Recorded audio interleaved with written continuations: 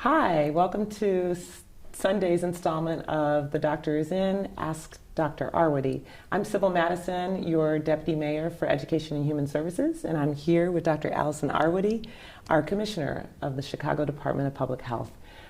Before we get into things today, we've been noticing that people are concerned about our social distancing and our own health, which we really appreciate.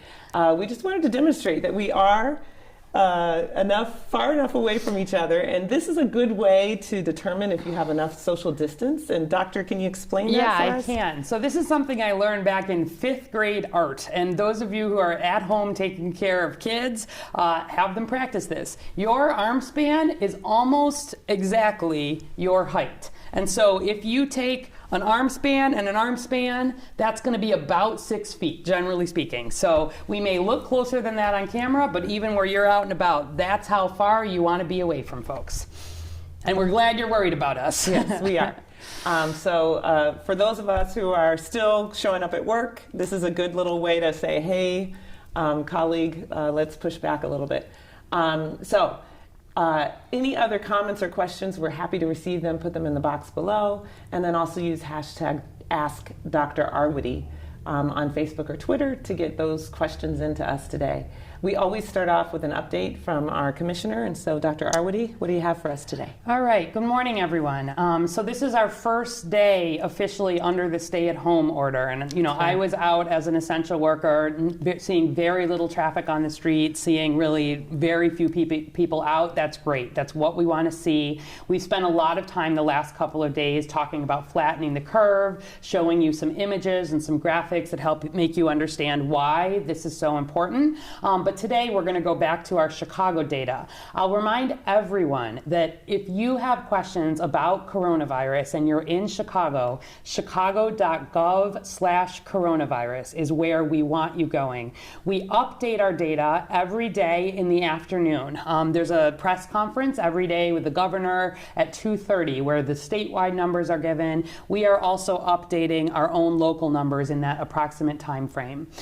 So if we look, our numbers that were reported out yesterday, where we are today, we're at 345 lab confirmed cases of coronavirus here in Chicago residents. We still are at 2 deaths, unfortunately. And if you look at the graph here, for those who have been with us every day this week, this is an epi curve where you have along the bottom the dates and along going up the left side the number of cases. And you can see the rise of cases.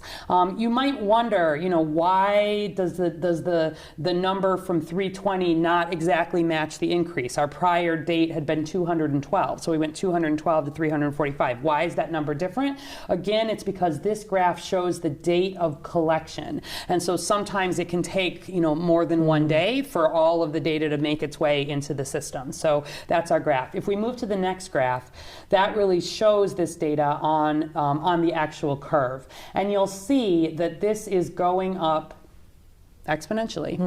This is what we expect to see. Those of us who have been with us, we've been talking about this basic reproduction number, or R0. It's this number that we use in epidemiology that really predicts if you have one person with novel coronavirus, how many other people will they potentially transmit to. And for coronavirus, that's between 2 and 2.5. It's thought to be about 2.3 people. And so, we talked yesterday that compared to a disease like measles, that number is 18. It's very infectious. It's in the air. It's in the room. 2 really highlights what we expect to see for spread. But the issue is that where you have a brand new virus that nobody is immune to, that thought of every one person with coronavirus spreading to 2 people every day, not every day, spreading to 2 people, each case, means that you will see this very rapid rise of increase. We also are seeing more and more testing coming online every day. And so you'll remember that we made these big decisions not based on that the numbers were relatively low, but on the slope of the increase of that curve, where we're seeing a doubling in 2 days. We know we're on the trajectory to really continue to see rise. So we'll talk more about this sort of in the days to come, but we do anticipate that to keep going up. The sorts of big measures that we've put in place, we don't see the effects of those right away. Those take, even a couple of weeks to start to see those impacts.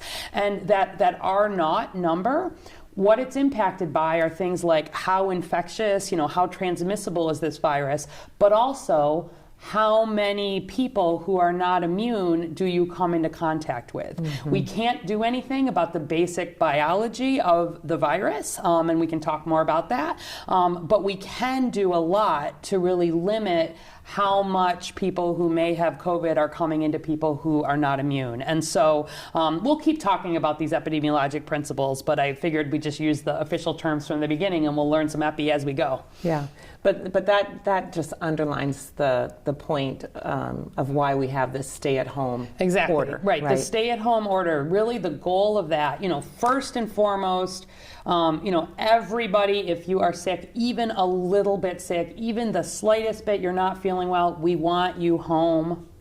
And then number two, that's been from the beginning. And number two from the beginning, those vulnerable populations, people over 60, people with underlying medical conditions, absolutely home protected. If you've got someone, if you're not feeling well and there's someone in that older category at home, really being separate from them. We've been talking about this each day. You can look on the website and see more details about our breakdowns. There's nothing here that's looking different from the way the virus is presented in China and other places. Most people continue to have a mild illness and not require hospitalization. Where we're seeing people who are sicker, it is largely in these at-risk categories. But having people home, the graphic we showed yesterday really highlighting that limiting that movement is really important for preventing the spread of the disease. And ultimately, we'll need to get that R naught, that thing of how many are you spreading, we need to actually get that down to less than 1. Because if you imagine, if there's one person with coronavirus and they are spreading to one person, will be flat. To see our curve come back down, we actually need to get that down below 1. So we'll talk more about that. Yeah. So in some ways, we're overcompensating by staying at home, right? Yes. To really... It's staying at home, especially in the absence of a vaccine, which is a long way away, is one of the safest ways to really help protect our vulnerable population and drop the spread, along with all of the cleaning and hand washing and social distancing. These all go together. Yeah. Stop leaning in. Okay, so let's get to questions. At Strom Associates had a question for us the other day, and it's back again. Experts have described COVID-19 as more contagious, so this is kind of related to that R naught thing. That's exactly what we were just talking about. Than the flu. What makes it more contagious? Okay, so let's just use that R naught, that basic reproduction number. It's in about 2 to 2.3. Influenza, for example, is more like 1.3. So it's enough to spread, but this is spread, has the potential to spread about twice as much. Now, why is that? Why is that different? One is that certainly nobody has immunity to this, right? And so if you think about a lot of our diseases that we're able to vaccinate against or that people had when they were younger previously, they have natural immunity. Every time, when you get your flu shot every year, you are then immune to that year's circulating season of flu. So that's a big one. Also, where we look at the difference, one of the things why we think this has been spreading so much more easily is that increasingly there's evidence that there is potential for spread very early in illness. So with flu, we really think about spread as when people are really quite ill, having the big fever and the cough and they're feeling terrible and there's sort of 3 to 4 days where they're the worst. There's some evidence, there's a paper out of Germany in particular that followed people that showed quite a lot of viral shedding, the potential for virus to be coming out in the droplets from the nose and the mouth, really when people were not feeling very sick yet. And this is where we've talked about in Chicago, we've done interviews and it's, Thursday was when I felt really sick, but going back, Wednesday was really where it was. And that's part of why we've been emphasizing people to stay home. There are also, where you look at data, there's some things on the CDC website that there's some potential, especially in very young, healthy people, that they could be transmitting even before they have any symptoms. And so this is one of the things that's not true for influenza. It may be true. There's work still happening on this. But if you think about that, people being mildly ill or even just almost not feeling sick at all even, and having the potential to spread, you could see how it could really spread much more. Got it. All the more reason for the order that you issued about if you have any kind of symptom of sickness to stay home. That's right. And again, the spread, this thinking about the 10 minutes of within 6 feet contact, that holds, okay? And so all of the social distancing we're doing, the way you actually get coronavirus is, you shake hands, you touch someone, you're within that close range, and those viral particles have to get into your eyes, your nose, your mouth. That's how they get in. They don't get in through your hands, they don't get in through your feet, they don't get in through your skin. And so these things of washing your hands a lot and trying to not touch your hands, your eyes, your nose, and your mouth, that actually does, that is practically how we limit it. So we're keeping people away as much as they can. And then if you are out for essential reasons, for work, to the grocery store, picking up a prescription, very careful on the social distancing, very careful with the hand washing. It's these basic things in the absence of having treatment or vaccine that are the most important things that we can all be doing. So you're all doing your part by staying home, and for people who are the essential workers, you are really stepping up and doing your part. The healthcare workers, the folks who keep the city running in the important ways that we all need. So we've been talking a lot about how to support those workers. But that's where we are. And we thank them so much, each and every one of them. Sheila Fendez from Facebook, can you be penalized for not quarantining? Okay. And first, maybe it would be helpful to talk about, are we quarantining good. during this time when we're at home? Yeah, good. So let's do a couple basic definitions there too. So the stay-at-home order is actually not a quarantine order. We use the terms quarantine and isolation in very particular ways in infectious diseases. Isolation means someone who is sick, who is having symptoms or has been diagnosed with coronavirus. We want to keep them isolated. We want to keep them in the hospital, or if they have a mild illness, people who are mildly ill, we want them at home. We want to be protecting our older folks. That's isolation. The formal term for quarantine is actually someone who we know has been exposed to coronavirus and who we are keeping away from the population, but we don't know that they have coronavirus and they're not sick by definition. And so, at a certain point, we know that there is coronavirus in the community, and so in a sense, everybody is staying home. If you are healthy, you're quarantined, but it's a little different than how the health department might. We have some quarantine facilities where if we have really high risk individuals, say we're working with homeless populations or really vulnerable populations, we will formally quarantine people who are not sick to monitor them for illness. So we're really doing staying at home more than an official quarantine, but if it helps you to think of it like quarantining, that's fine too. And in terms of the penalization, so, the mayor has been talking a lot about this. We've been doing a lot of press. The goal here, this is not martial law, okay? This is not the National Guard out on the streets. Chicago Police Department is obviously out. They're thinking about protecting businesses and property while many of those are closed. And they're really just going to be educating people at this point about the importance of being home unless they're out for an essential reason. So certainly we're identifying large gatherings of people. They'll be talking to individuals. There's the possibility, if you're out, there's some chance you could just get asked, why are you out? And you say, I'm on my way to work. Is this? I'm on my way to pick up groceries. Not a problem. If somebody is just out, maybe they're not aware of the order, they would just get asked to please return home. And that's really where we are. I think if we were seeing egregious, repeated type things, there's some potential, but really the goal is to have this, as we've said, really put the guidance we've been giving all along into law, have some possibility for enforcement where there is major need for that, but mainly it's about educating people to ensure that they're all doing the right thing. And if you need to go out to meet your essential needs and be an essential worker, absolutely everybody understands you're allowed to do that. Yeah. And it seems like the city is responding. I was out this morning jogging, and I saw other people exercising, Yes, which I know you say is Yes, a good thing for absolutely. us to do. But it was pretty quiet out there. Yeah, and there's a lot more information on the website about enforcement and some of these questions. And again, what does this order mean? So if you have questions like that, start at the website. There's plenty on there. And if you have additional questions, put them in and we'll keep addressing them. And the website is? chicago.gov/coronavirus. We can't say it often enough. Yeah. Okay, Linda M. from Facebook. Doctor, are liquor stores considered essential businesses? I'm asking for a friend. All right, Linda M. and your friend. So if you look at that order, liquor stores, partly because convenience stores, grocery stores are all considered essential. They are considered essential. They are open. I saw pictures of the lines at Binny's yesterday. I would encourage anyone always who is out to be doing that social distancing. I know stores are doing a good job of limiting how many people are in them.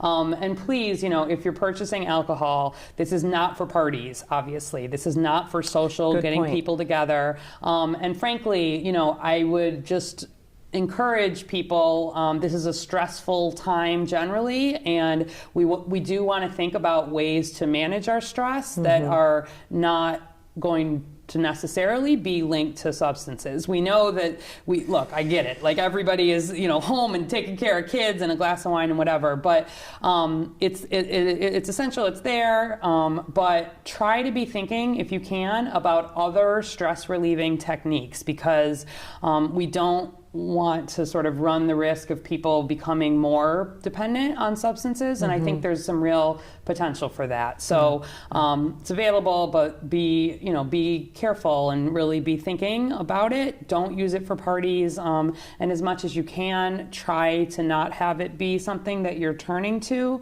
manage stress, especially in amounts that would be more than would be recommended. Yeah, this is a good time to be thinking about our coping skills and Exactly. and maybe putting a few more tools in our toolbox for dealing with Exactly. And there's some information on there about sort of what is a recommended, sort of considered a safe amount of alcohol per day, some of that. We could talk some more about that in the future. So, but yes, to Linda's friend, it's open.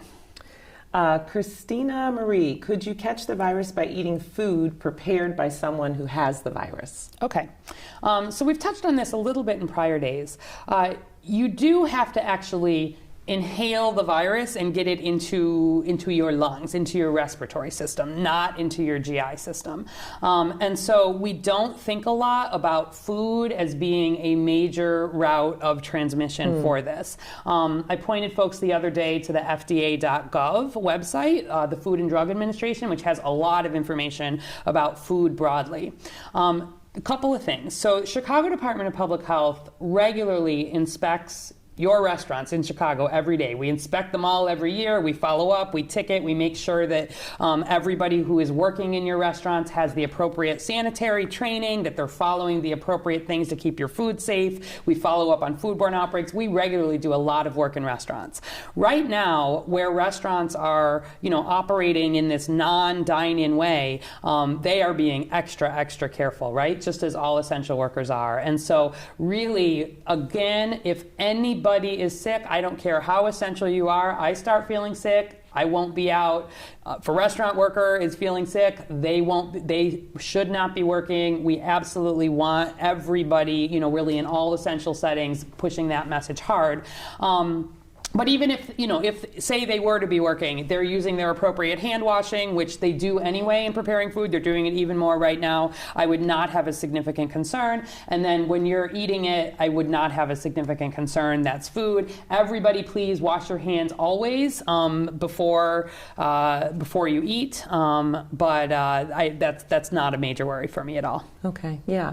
I think it's an interesting question too, because if we're in a world where there are going to be more people who actually have the virus but are recovering at home. Yes. Should those people be limiting their activities at home? Should they be cooking, or should they be, kind of... Do you mean, say that again? Do you mean like once people, this question of immunity, or what do you mean? Well, I'm just thinking about her question Yeah. and the fact that we will have more people who have the virus but are recovering at home, Yes. right? Like, Yes. And so should those people who might have the virus Yes. but are recovering You at can home limit what they're doing? Yeah. So if you're recovering at home, gotcha. Again, most people have a very mild illness. You can be cooking, you can be taking care of yourself, you can be doing all of those things. If you've got vulnerable folks at home in that Then older isolate. category, again, as much as possible, you'd want to be thinking about trying to be separate. Use it, if there's a different bathroom, think about using it. If there's the ability to, have somebody else be preparing food who isn't the one potentially feeling it, like thinking really about that. But we don't think of food at all as a major vehicle for this for spread of this. Okay.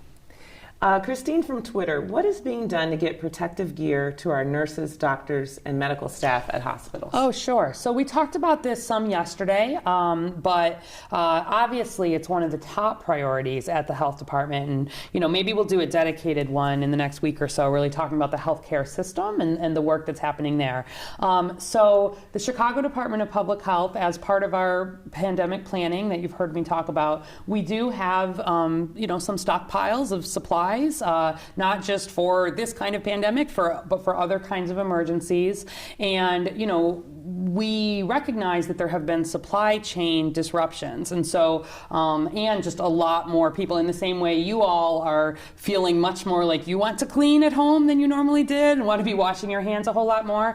Obviously, in our healthcare setting, appropriately, people are wanting to make sure they are being protected. And so we want to make sure we support that. But also that we're using PPE in the personal protective equipment in the ways that it's most needed. We want to make sure that the people who are directly seeing patients are having it, as opposed to people who may be in the hospital setting who aren't needing it, things like that.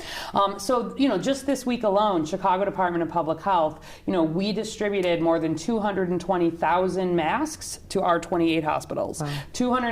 More than 220,000 gloves, 20,000 of the face shields, 20,000 of gowns, other things that you need for cleaning and biohazard bags, things like that. Mass quantities. Yeah, and that is because we do have planning, and we have some supplies for this. Certainly at the federal level, there's something called the Strategic National Stockpile that is also designed to be able to support things like this. So during H1N1, for example, which was in 2009 to 2010, the city had stockpiles, and we also looked to the Strategic National Stockpile. We got a 1.5 million masks from the Strategic National Stockpile at that time.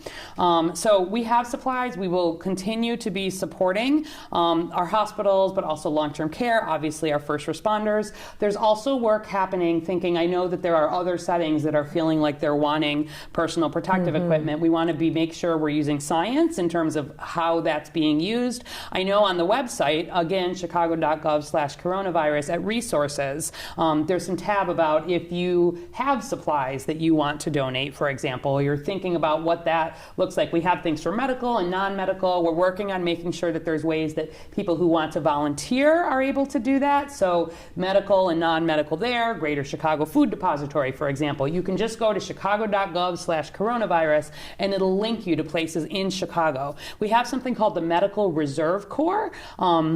Here in Chicago and across Illinois, we already have thousands of people in this. These are folks who have some kind of medical skill, doctors, nurses, epidemiologists, who may be interested in volunteering. We already have a core of those folks. We've done some call downs and looking to see where those are, but we'll be making sure there's information up there. So if you are licensed, but perhaps not practicing at the moment and interested in potentially volunteering, especially if you're not in that high risk group, we'll be setting up ways for you to do that through the website. So so we're thinking a whole lot. We have a conversation every single day with the hospitals here. We're tracking things like ventilators and ICU beds and hospitalizations and doing a lot of modeling and understanding and making sure we're moving supplies around. Our top priority, honestly, is protecting our healthcare workers, and that would include our first responders. We need them at work and we need them protected. But this, the supply chain disruptions have been real for their hospitals as well. Yeah. Thank you. Matt I think you just answered this question. How can we volunteer to help? Oh, there you go. Chicago.gov/coronaviruses. I think it's under resources right now. Maybe we'll pull that out and make it even more visible. But yes, thank you for that. We seeing people stepping up in monetary ways, personal time ways, goods ways. We want to make it easy and coordinated for that to happen. And there's lots and lots of work happening all over the city on that. There are a couple of questions asking, and this is kind of maybe getting back to the science of the virus. What's the difference between coronavirus, COVID-19, SARS? Oh, sure. Yeah, good question. So coronavirus, there's a whole family of coronaviruses. This one is, and actually like the common cold, one of the causes of a common cold is the coronavirus, one of the other strains. You'll hear people say novel coronavirus or new coronavirus because it was a new strain of coronavirus that really emerged in China in late 2019. And so that is actually where the COVID-19, that refers to the disease that is caused by the novel coronavirus. So COVID, CO, corona, VI, virus, D, disease, dash 19, because it emerged in 2019. So COVID-19 is the disease caused by the novel coronavirus. And then the SARS-CoV-2 is the actual technical name for the novel coronavirus. So there's a whole taxonomy of how you name new viruses. So SARS is severe acute respiratory syndrome, dash coronavirus, and it's the second in that category. We're not using SARS-CoV-2 for the public because we don't need more abbreviations. And we've heard of SARS before. We've heard of SARS, exactly. Really, it confuses people. So that's just the way that we sort of name the virus in a scientific way. But in terms of what we're talking about, a novel coronavirus, a new strain of coronavirus that causes COVID-19, the coronavirus disease that emerged in 2019. So you can use both of those, and you're right. It's a great question. We could do more about the science of the virus maybe in another. I have lots to say about that. So maybe in the next couple days. Okay. Let's see here.